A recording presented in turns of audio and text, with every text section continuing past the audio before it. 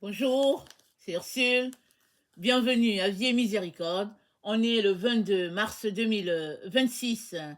Alors, je viens parler d'une source qui ne tarit pas. Amen. Notre texte se trouve dans Apocalypse 22.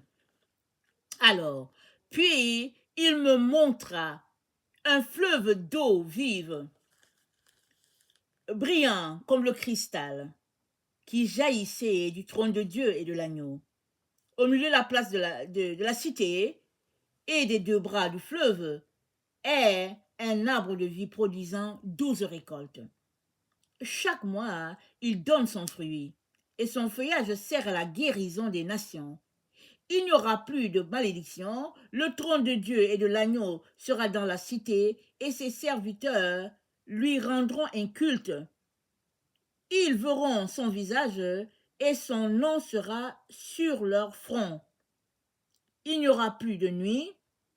Nul n'aura besoin de la lumière du flambeau, ni de la lumière du soleil, car le Seigneur Dieu répandra sur eux sa lumière. Et ils régneront au siècle des siècles. Amen. Une source qui ne tarit pas. Une source qui ne tarit pas. Alors, voilà ce que Dieu est pour chacun d'entre nous. Il est une source. Et cette source jaillit jusque dans la vie éternelle. Ça ne peut pas tarir. Tant et aussi longtemps que tu restes connecté à la source, ça ne tarit pas. Et qui est la source? La source, c'est Jésus. Alors, est-ce que tu connais Jésus-Christ? Lui as-tu donné ta vie? Si tu le connais, alors continue de boire à son nom. Mais si tu ne le connais pas, je viens te dire que il est la véritable source. Ce n'est pas cette eau-là que nous buvons et nous avons encore soif. Normal, on a besoin d'eau pour se désaltérer. Mais l'eau que Jésus donne, c'est la véritable eau qui jaillit du trône de Dieu, qui jaillit du trône de l'agneau, et c'est la parole de Dieu elle-même. Au fait, la source qu'est notre Dieu, c'est rattaché à notre bien-être. C'est-à-dire, as-tu déjà vécu une situation où tu manques de quelque chose mais tu ne sais pas c'est quoi? As-tu déjà vécu ça? Généralement, ça c'est spirituel. Ça c'est Dieu qui est en train de cogner à ta porte. Tu es là, tu aimerais quelque chose et tu manques de quelque chose et puis tu ne sais pas c'est quoi et puis tu aimerais cette chose. Cette chose que tu cherches, que ton âme cherche, c'est Dieu. Et c'est la source. Et cette source, tous nous en avons besoin. Nous avons tous besoin de cette source-là parce que cette source est divine. Elle est connectée directement au trône de Dieu et au trône de l'agneau. Nous avons et la source qui sort de Dieu, le Père, et nous avons et la source qui sort de notre Seigneur Jésus-Christ. Pourquoi Jésus? Parce que, à cause de tout ce qu'il a vécu, n'est-ce pas, il a hérité un nom qui est au-dessus de tous les noms. Et vivant sur la terre, il ne s'est pas considéré comme Dieu, et à cause de tout ce qu'il a subi, et qu'il a accepté de subir, Dieu l'a souverainement élevé. Et il lui a donné un nom qui est au-dessus de tout le nom, si bien que par son nom, nous avons la guérison, la restauration, nous avons, n'est-ce pas, tout ce que nous pouvons espérer avoir, nous sommes comblés, en gros. Parce que c'est dit, il s'est dépouillé lui-même, prenant une forme de serviteur, en devenant semblable aux hommes et ayant paru comme un simple homme, il s'est humilié lui-même, se rendant obéissant jusqu'à la mort, même jusqu'à la mort de la croix. C'est pourquoi aussi Dieu l'a souverainement élevé et lui a donné le nom qui est au-dessus de tous les noms, afin qu'au nom de Jésus, tout genou fléchisse dans les cieux, sur la terre, sous la terre, et que toute langue confesse que Jésus-Christ est Seigneur à la gloire de Dieu le Père. Voilà pourquoi il peut aussi t'alimenter de sa source. Alors, si tu donnes ta vie à Jésus, tu es alimenté de la source de Jésus et de la source de Dieu aussi. Amen. Et cette source ne tarit pas. Amen et alléluia. Il te suffit d'ouvrir ta bouche, de l'inviter à être ton sauveur et ton maître, et tu seras connecté, n'est-ce pas, directement à la source, à ces deux sources-là. Amen et alléluia. Maintenant, comment faire pour que la source soit toujours? Amen. Comment faire pour qu'on ne puisse pas manquer d'eau? La Bible nous dit, dans le psaume 1, on va le lire rapidement, je vous encourage à lire ce psaume-là, il est tout petit, mais il est rempli de beaucoup d'enseignements. Le psaume 1, voilà ce que ça dit. Ça dit, heureux l'homme qui ne marche pas sur le conseil des méchants, qui ne s'arrête pas sur la voie des pécheurs, et qui ne s'assied pas en compagnie des moqueurs, mais qui trouve son plaisir dans la loi de l'Éternel, qui la médite jour et nuit. Il est comme un arbre planté près d'un courant d'eau, qui donne de son fruit en sa saison, dont le feuillage ne se flétrit point, tout ce qu'il fait lui réussit. Voilà. Avoir la source à tous les jours sans être déconnecté, c'est trouver son plaisir en l'Éternel. Le verset 2. Méditer sa parole jour et nuit. Être dans sa présence, venir et revenir, chercher en Dieu l'explication, la solution à tous ces problèmes. Parce que cette personne-là est comme un arbre planté près d'un courant d'eau. Avez-vous souvent vu les arbres qui sont près des courants d'eau?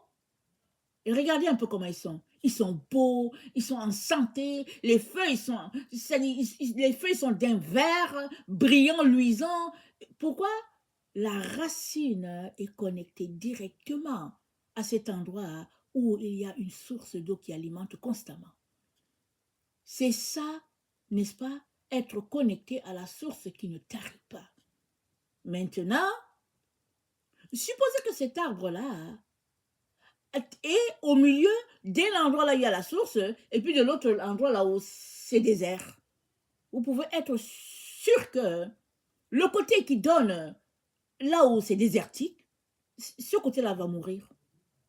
Et l'autre côté qui sera alimenté, ce sera tout simplement le côté qui est à côté de l'eau. Alors, il se passe que la source que Dieu a pour nous est une source qui ne tarit pas, mais il se passe que souvent nous-mêmes, nous nous connectons à deux sources. Nous sommes à une source avec Dieu et nous sommes à l'autre source avec le monde, avec n'est-ce pas, sa manière de faire les choses et puis de voir les choses. Et puis on est là et puis on est confortable. Quand ça nous arrange, on est avec la source salée. Et quand ça ne nous arrange pas, on est avec notre Dieu. Et le livre de Jacques, Jacques nous dit, il ne peut pas sortir d'une même source deux eaux différentes. Il dit, c'est pas possible. Tu ne peux pas être connecté à la source amère et à la source douce. C'est pas possible, c'est Jacques qui nous dit ça. Si tu es à l'endroit où tu es, la source, elle est d'un seul type.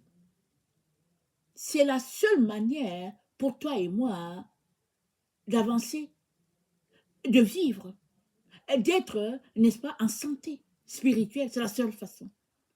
Et c'est ça que Dieu a pour nous aujourd'hui. Il a pour nous la source qui jamais ne tarit. Et cette source, c'est notre Dieu, lui-même. Et tout ce qu'il veut, c'est de nous désaltérer à tous les jours. Nous sommes invités aujourd'hui à venir. Venir tout simplement à ses pieds. Faire comme Marie.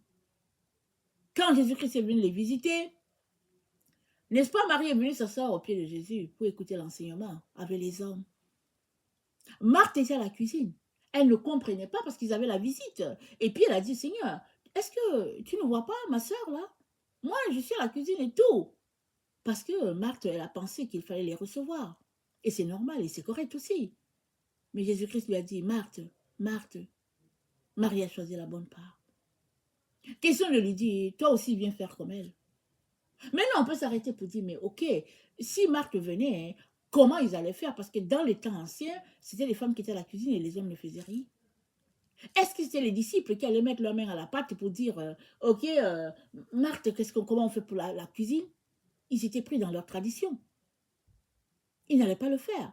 Donc, Marthe a pensé, en maîtresse de maison, elle a pensé à la chose louable qu'il fallait faire. Mais Jésus-Christ est venu remettre la pendule à l'heure pour dire à Marthe, non, non, non, n'accuse pas ta sœur. Viens plutôt faire comme elle. Parce que c'est ça la bonne chose à faire. Restez connecté à la source. Et puis n'oublions pas, Marie a connu des moments difficiles. C'est dit que c'est elle qui était possédée des démons. Donc elle a connu des moments difficiles. Donc elle a une compréhension du monde spirituel que les autres n'ont pas forcément. Et elle a compris qu'elle a besoin de s'alimenter afin de pouvoir refuter tous ces esprits-là qui l'avaient gardée prisonnière par le passé. Alors, Jésus-Christ nous dit la même chose aujourd'hui. Ce n'est pas une affaire que tu as été possédé et puis maintenant tu as besoin de t'asseoir au pied de Jésus. Non, non. C'est une affaire que, à tous les jours, nous avons besoin de nous déconnecter du monde, de ses valeurs, de sa façon de faire et de nous connecter directement à Dieu pour recevoir son type d'enseignement, son type de compréhension et être renouvelé dans notre intelligence. Amen. C'est ça que le Seigneur a pour nous. Nous sommes appelés à être renouvelés dans notre intelligence afin de pouvoir revêtir l'homme nouveau qui est Jésus-Christ et qui se transforme. Cet homme nouveau se transforme, se modèle en nous à tous les jours alors que nous venons, n'est-ce pas, recevoir l'enseignement de notre Dieu. Et ça prend que nous puissions faire le mouvement, que nous puissions nous déplacer, que nous puissions agir dans ce sens-là. Parce que si on reste les bras croisés pour ne rien faire, les choses ne vont pas tomber comme des gouttes de pluie sur nous, non. Nous avons besoin de dégager le temps, nous avons besoin de créer l'espace, nous avons besoin de le vouloir, et puis nous avons besoin de couper les sources qui vont nous assécher. Nous avons besoin de les couper. Souvent c'est dommage, mais souvent c'est mieux de prendre des bouffées, de respirer et de dire non, j'enlève mon pied d'ici, je le mets plutôt là, avec Jésus. Et c'est ça que le Seigneur a pour nous aujourd'hui.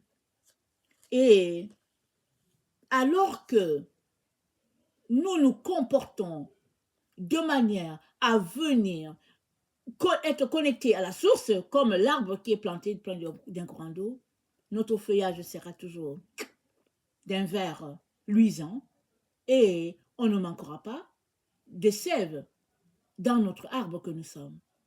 Et le message que Dieu a pour nous, c'est que cette source-là, elle est éternelle. Une fois que tu te connectes aujourd'hui, elle sera, n'est-ce pas, jusque dans l'éternité. Voilà pourquoi je viens fortement nous encourager à mettre notre pendule à l'heure, c'est-à-dire mettre Dieu à la bonne place. La priorité des priorités, c'est Dieu. Alors, quand on fait souvent notre emploi du temps, qu'est-ce qu'on fait? Alors, on place la chose la plus importante, et puis, de la chose la plus importante découlent les autres choses secondaires. Alors, plaçons Dieu à son endroit, de la chose la plus importante, la personne la plus importante, la priorité des priorités, et maintenant, faisons notre emploi du temps avec les autres choses. Vous allez voir que votre vie aura changé après quelques temps, après quelques semaines, ça aura changé. Pourquoi? Parce qu'au lieu de vous lever directement pour courir dans le réfrigérateur ou bien pour courir et faire autre chose, vous vous levez et vous vous connectez avec la source de votre vie, votre Créateur. Amen. Que le ciel bénisse sa parole et que sa joie soit notre force en ce jour. Amen. Alléluia. Amen.